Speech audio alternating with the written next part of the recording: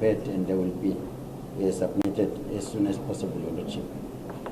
Kepha-ke bayaxhumana-ke nebalingani babo-ke labakhona-ke e-South Africa ke ukuthi-ke lawo maphepha-ke ayalungiswa atawufika ngalokukhulu ukuphuthuma. Of which, Your Lordship, they will be submitted within the period of 30 days as per the extradition law, Your Lordship. Lokusho kona ukuthi-ke atawuvela-ke lawo maphepha angakapheli-ke emalanga langu-30 njengokusho kwemthetho.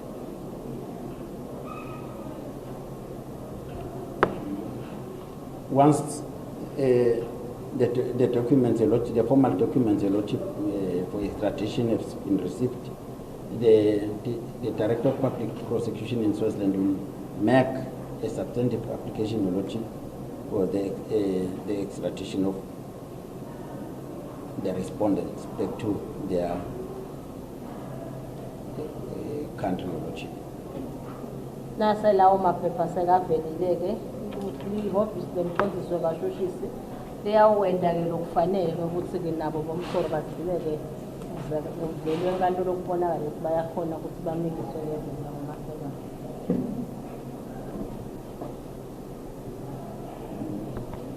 Your Lordship, may we put it on record, Your Lordship, that we are treating this matter with the urgency it deserves, Your Lordship.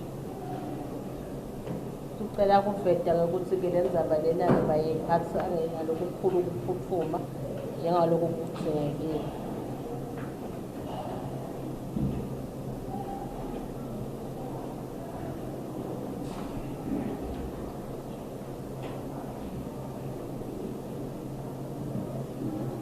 Your Lordship, we therefore apply, Your Lordship, that by consent, Your Lordship, that may the matter be postponed to the 12th of March 2024, Your Lordship, for a further remand, Your Lordship. Ngewenda sicelo ukuthi sebavumelene-ke nebameli ukuthi le ndzaba le ayivele iphinde ivele phambi kwenkantolo ngaye mhla ka-12 kuMarch. That is all, Your Lordship.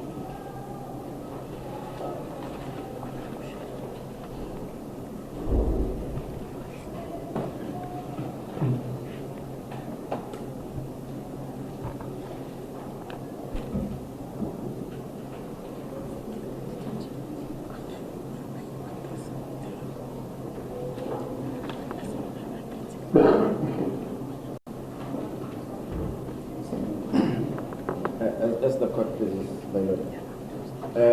My lord, maybe before I proceed to address the court formally, my lord, may I humbly apologize to the court for being late. Yes, my lord, I received a phone call from the High Court today. There was a matter wherein we were meant to note judgment, my lord, hence we got delayed. My apologies, my lord, for that.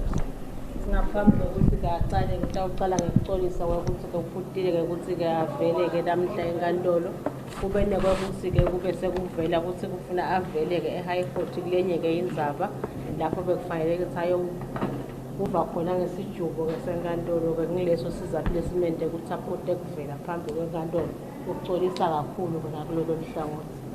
Yes, and then my lord, notwithstanding, my lord, we as the respondents, we are amenable to the postponement by the offices of the Director of Prosecutions, my lord. Sibona-ke njengalabo-ke labameleke bomsolwa-ke bayanako ukuvumelana-ke nabo ukuqhutshela phambili kwalo-ke le ndzaba-ke bavumelene nabo-ke bashushise kulolo hlangothi. Yes, my lord.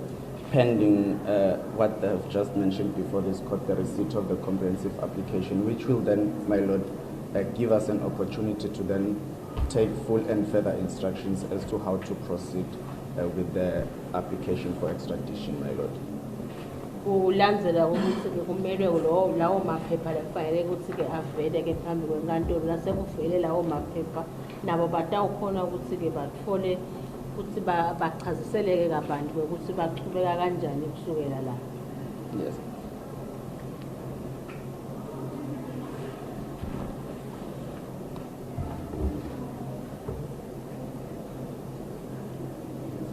Yes, my lord, having said that, though, my lord, May I humbly put it on record, my lord, that during the process and or application for extradition for the respondents, my lord, we have certain conditions which are yet to be discussed with our learned friends from the Director of Public Prosecutions, which borders mostly around the issue of safety. May the court humbly be aware of those conditions, my lord.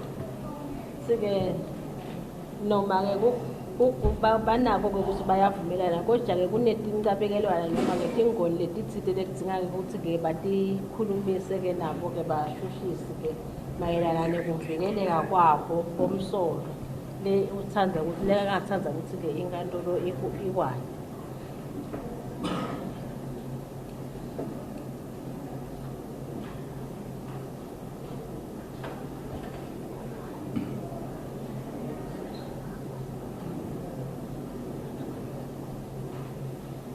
Yes, my lord, though we are alive to the fact that they still need to liaise with their counterparts in the Republic of South Africa, my lord, it only borders on issues of security mostly, my lord, and how they'll be handed over and the process thereafter. However, my lord, I think that is an issue that should be discussed with my learned friends upon them furnishing us with the comprehensive application, my lord. As the court pleases, my lord. Otherwise, we are amenable to the postponement, my lord. Sikebana ngokuconza ukuthi yebo basafuna ukuthi ke bakhulumisane ke nabo balingani babo ke base South Africa mayelana nalokho. Kepha ke lokunenge batakukhuluma bona nase sebaniketwa ke le timphepha etisho ukuthi nabo sekufikile lokuchamuka ngale ke South Africa. Kepha ke kakhulu bakuvikeleka kwabo ukuthi ngabe kutawuba kanjani.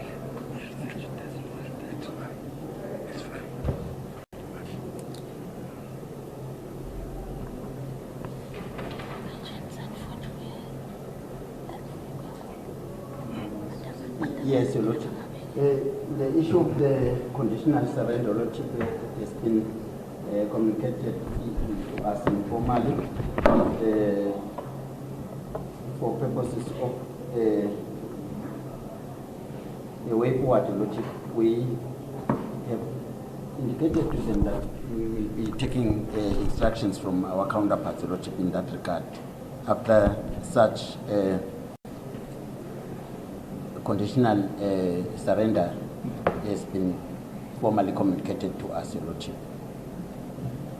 Sike umshushisi ke yebo sebakuvileke lokho kepha ke basetawukhulumisana nebalingani babo ke base South Africa kule nto tingoni lento ukuthi kutawuhanjiswa kanjani.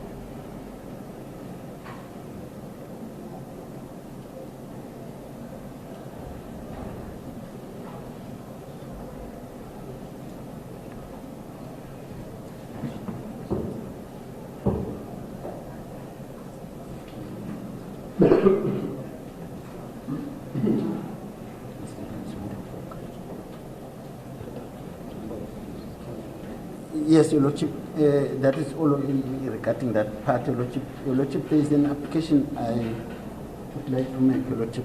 May the court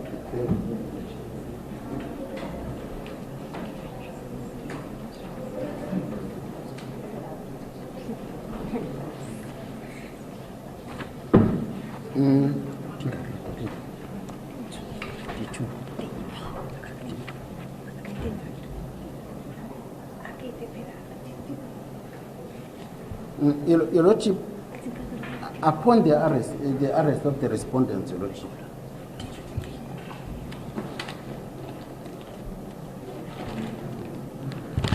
upon their arrest, Your Lordship, some certain exhibits, Your Lordship, were seized from the respondent, Your Lordship.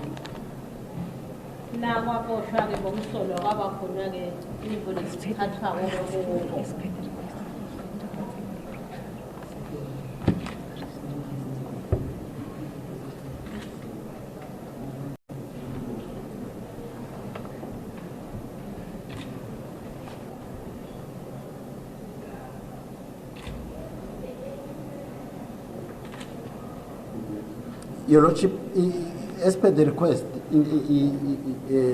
that in the provisional arrest, Your Lordship, that during the arrest, the South African authorities request that our local police confiscate any item relating to a cell phone, firearm, and any other item that will be suspected to be relevant in the commission of the offense, Your Lordship. South Africa, amaphoyisa ase-South Africa bekacelele ukuthi-ke nababoshwa-ke bomsolo ababoni kuthathwe kubo konke lokufana lokungafaka ekhathi kumbe isibhamu noma tincingo noma yini-ke lokunye lokungatholakala ukuthi kusifakile isandla nakwenteka selokhu. Your Lordship, upon their arrest, they were in possession of cell phones, Your Lordship. Nababoshwako bebanazo-ke tincingo.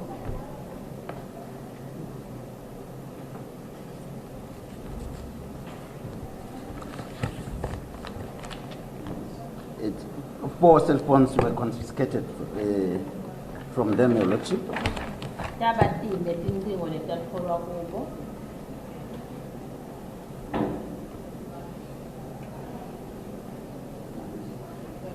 And they are as follows, Your Lordship. One black Nokia cell phone, Your Lordship.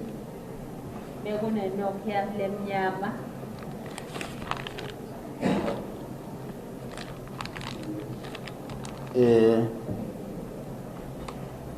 Grey Samsung F13, Your Lordship. No Samsung F13 grey imbala. A navy blue stroke black. I don't know this name. It's Huawei. Ne Huawei le navy blue nalokumnyama. And the fourth one is Vivo Y21 cell phone, Your Lordship. Bese kuba Vivo Y21. It's Vivo Y21 cell phone, my lord. And all these items, Your Lordship, are before court.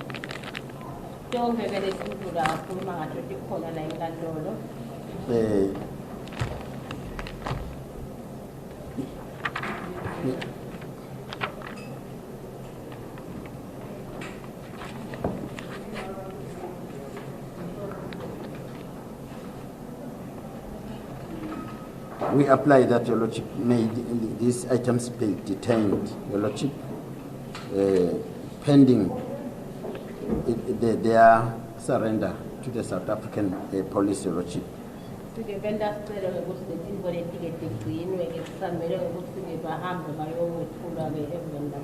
No, the items.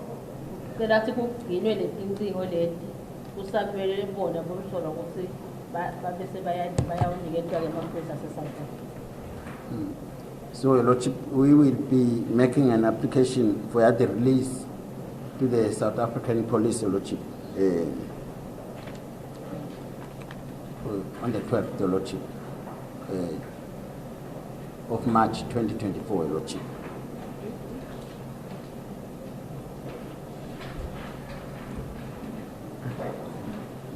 We will be making an application for their release to the South African Police, Your Lordship, on the 12th of March 2024, as the extradition law allows that if there are items that were found in the possession of the respondent, they can be submitted to the requesting state even before the extradition application has been finalized. So we'll be making submission on that, Your Lordship.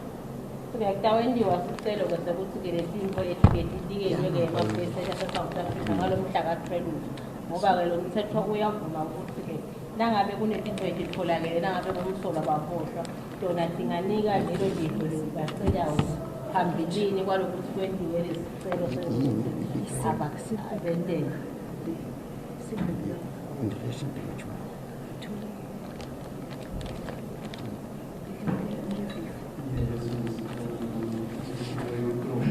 I'm not through, Your Lordship. Your Lordship, for purposes of the chain of custody, Your Lordship, may we record, may it be on record, Your Lordship, on the markings of the cell phones, Your Lordship.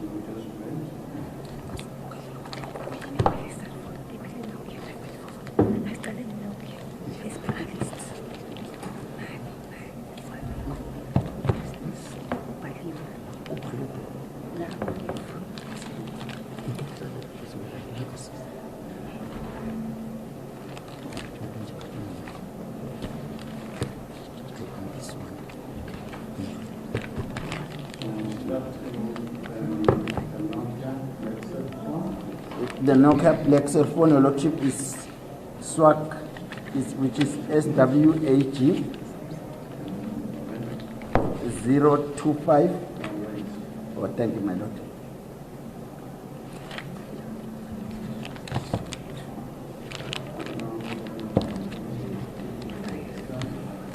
I beg your, yes, Your Lordship, it's SWAG 025.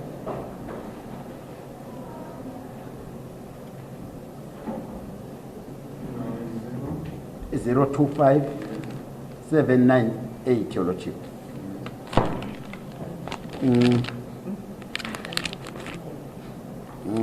Now, cell phone swap 0258.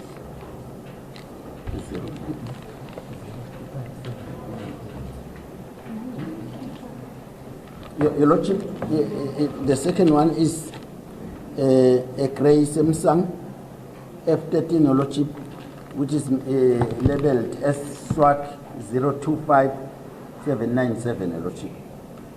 Leli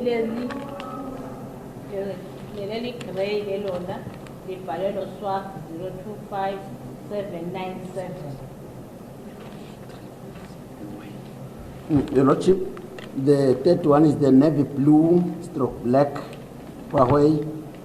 It's marked, it's labeled as SWAG 025799, my Lord. Leli yesithathu ke ngileli navy blue nalokumnyama lona ke libhalwe SWAG 025799.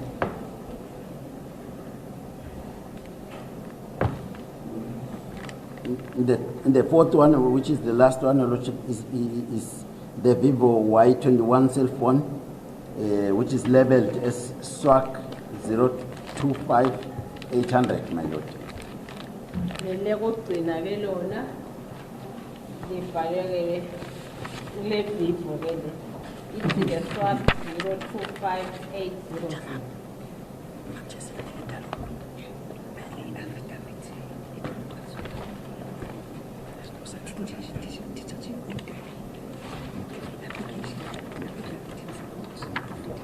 Your Lordship, may I hand over from the bar, Your Lordship, an affidavit duly deposed by the investigator together with the draft order, Your Lordship, of the detention order, Your Lordship.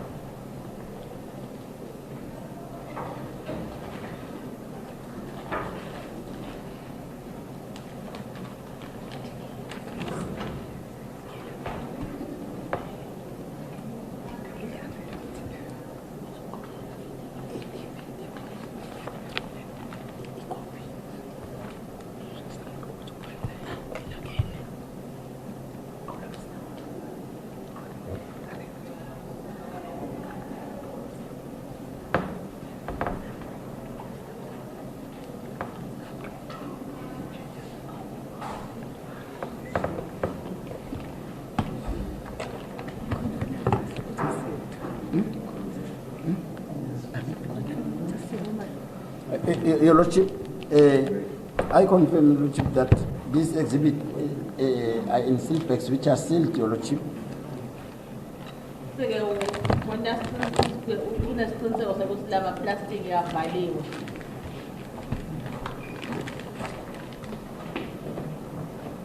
May the court ascertain for itself, Your Lordship.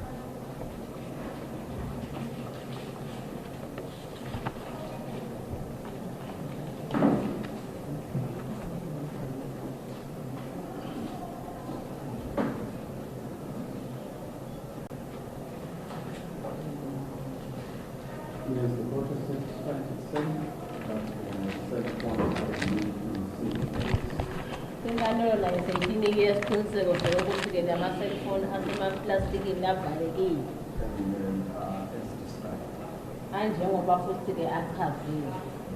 Your Lordship, we therefore apply, Your Lordship, that may the Honorable Court endorse the draft order, Your Lordship, for the detention of these exhibits, Your Lordship, pending their surrender to the South African police, Your Lordship, in due course. Your Lordship. That is all.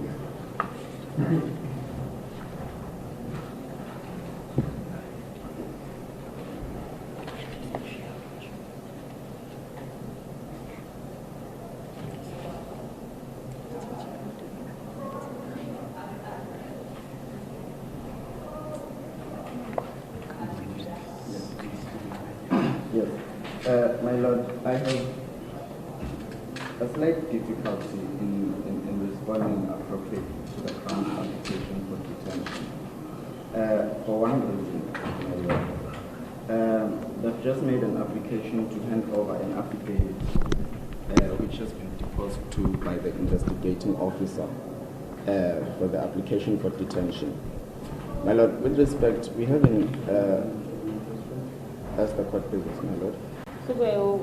Unenkinga lencane nalokuthi kavumelele ukuthi-ke lesicelo lesisho umshushisi ukuthi ucela ukuthi-ke kugcinwe-ke lamazikithi ukuthi-ke sowuveteke umshushisi ukuthi-ke kunesifungo-ke lesifakwe phambi kwenkantolo selokuthi-ke setiwe-ke liphoyisa mane yena akasitfoli.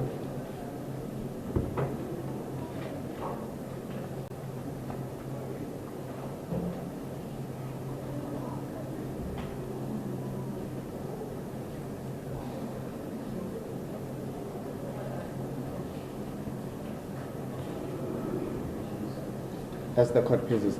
Therefore, my Lord, as we are it would be risky for us to proceed and without having touched base or liaised or even seen the face of the affidavit, my Lord. In that event, my Lord, I humbly make an application that the issue of the detention be deferred to the next remand, which is the 12th day of March 2024. I am of the firm belief that there will be no prejudice that will be suffered by the Crown for this postponement, my Lord, on this aspect and the issue of the exhibits, my Lord. Ukuthi kungaba ingozi kakhulu-ke kubo ukuthi bangavuma lokho bangakaboni ukuthi ingabelelwa ukubhadikela phakathi kwe-application ngabe kuthini kwenta sicelo-ke phambi kwenkantolo ukuthi lezabakele ukuthi gcinwa kwalamazikithi ayithuthekisele phambili kumhla ka-12 kude kuphinyabeteka lokhu kungakanani bekutawuba khona. Yes, that will be all, my Lord.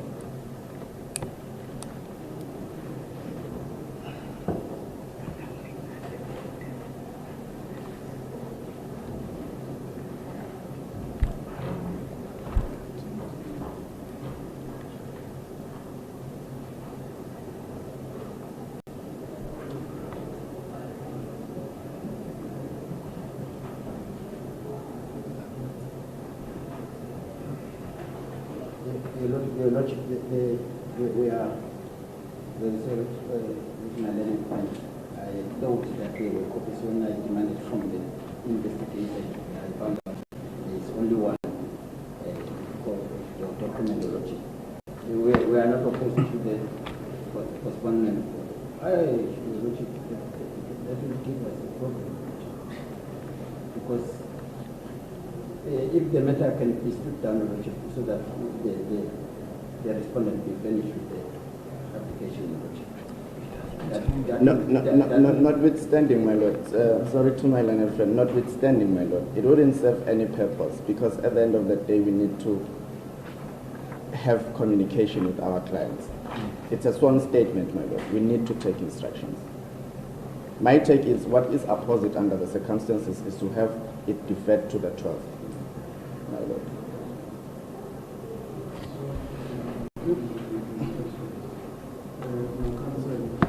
Your counterpart is saying let the matter be stood down for now so that you are allowed the opportunity to go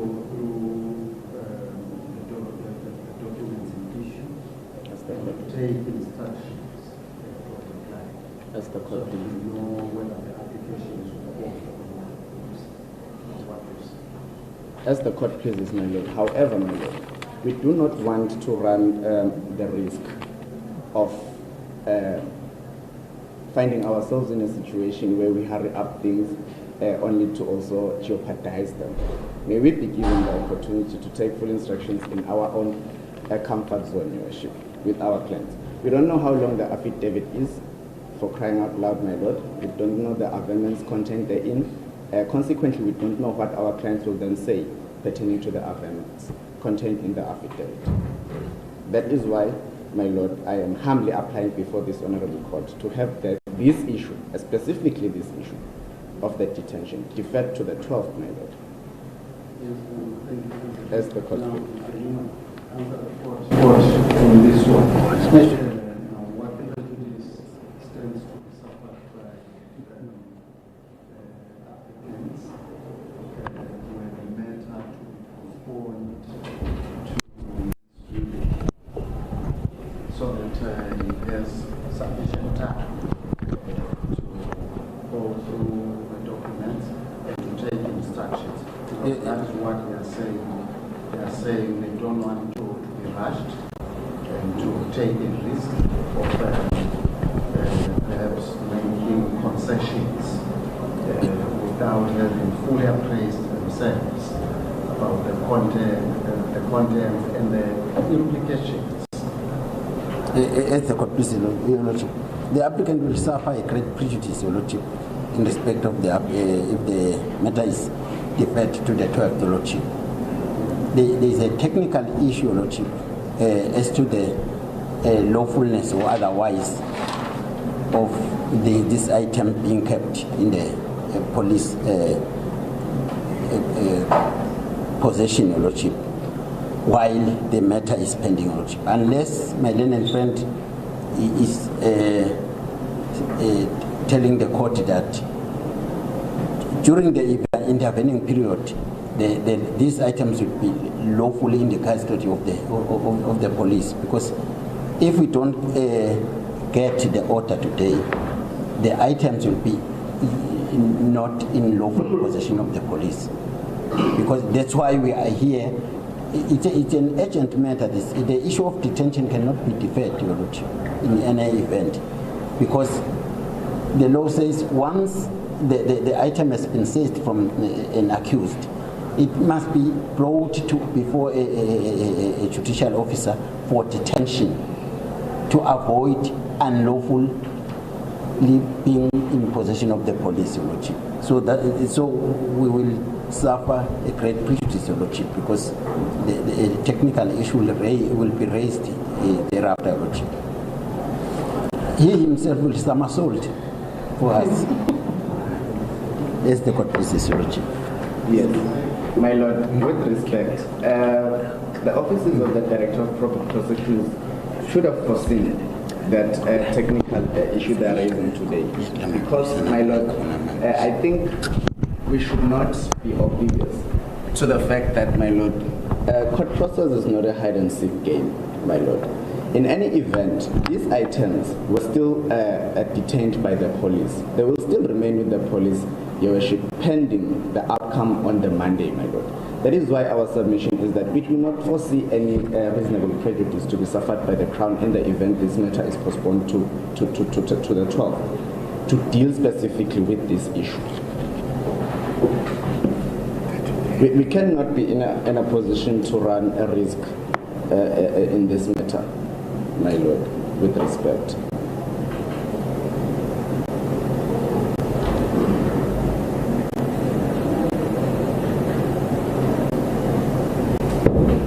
I know my learned friend is accusing me now, my lord, to say I'll somersault, my lord. There is processes, my lord, in court. I will not play his hide and seek game, my lord. I'll let him know if other step to be taken, my lord.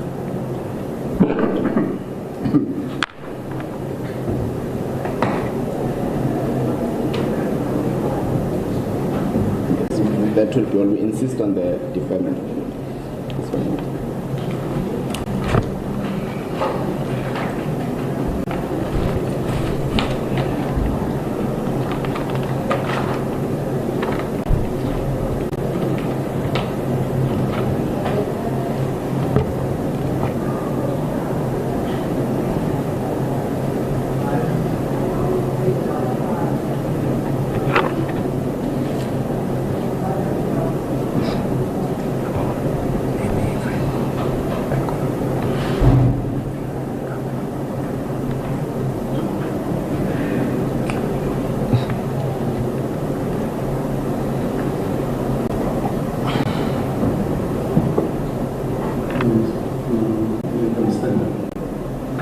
Sukuma.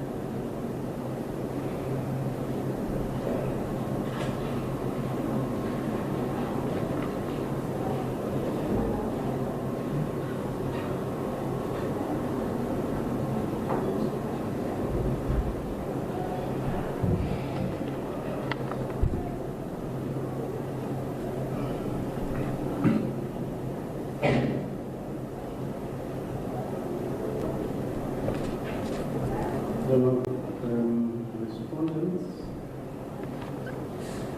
we have an application for you to remain in custody pending lodging of a formal extradition application by the requesting state. Kusentawumelela ukuthi kutholakale-ke amaphepha-ke akuleli ukuthi-ke aqhamuke-ke kuleli live lelicela ukuthi-ke libanikiswe kilo kwanye lokho endaba enigcinwe-ke esitokisini. There is no objection to that application.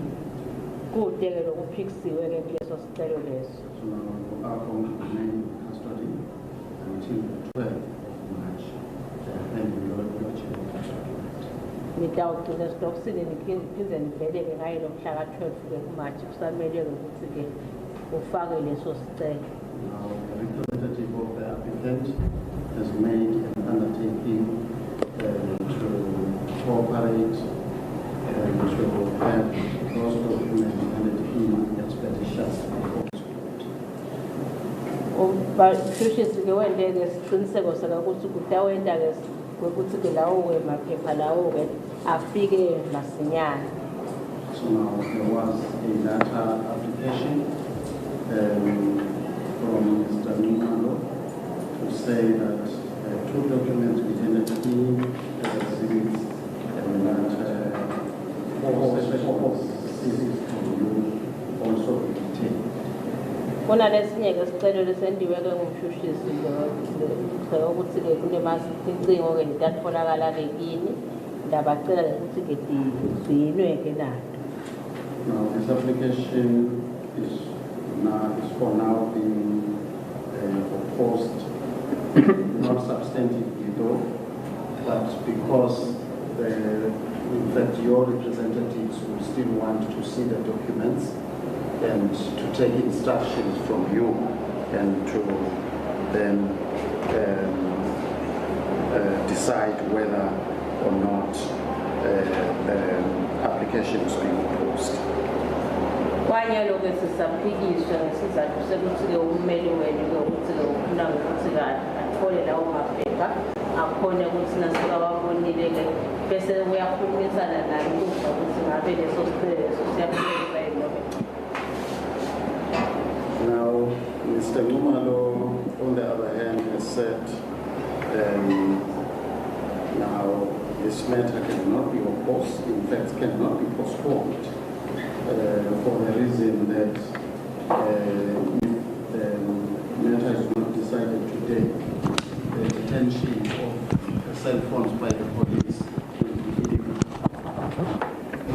Umshushisi-ke ubhekile-ke ukuthi-ke nakavela mhla-ke leso sicelo singenziwa kunokuhlalwa kwaleti msingomeni emaphoyiseni mhlawumbe sesithethinga lokubeke emthethweni. The court has found that the fear by Mr. Gumalo is not a well-founded one. Kepha-ke inkantolo ichaza ukuthi esabala nabo belimalo ngase kakusibuye ungatholakala. Now, the fear is technical because the applicants have brought the application for detention of the cell phone timelessly before this court. Ngoba phela bayikhonile ukuthi bete baletheke leso sicelo saloko enkantolo. Now, it is not their fault that the matter cannot be determined right away.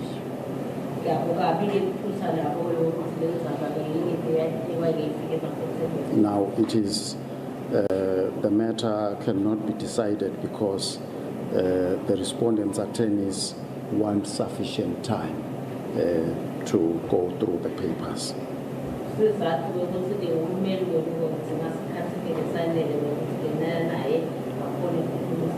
So now the court is going to allow postponement of determination of that matter until 12 March.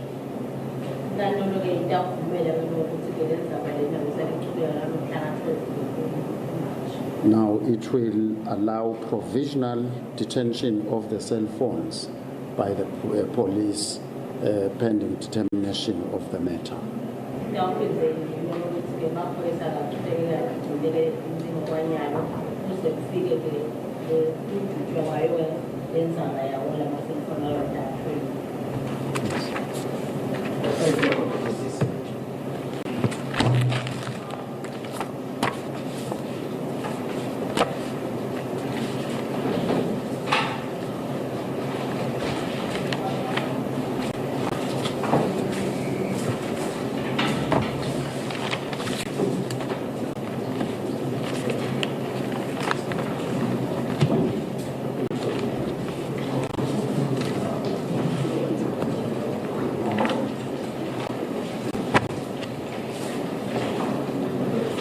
Yes, at this stage, the court is going to adjourn, and when we come back, we are going to deal with the other matters.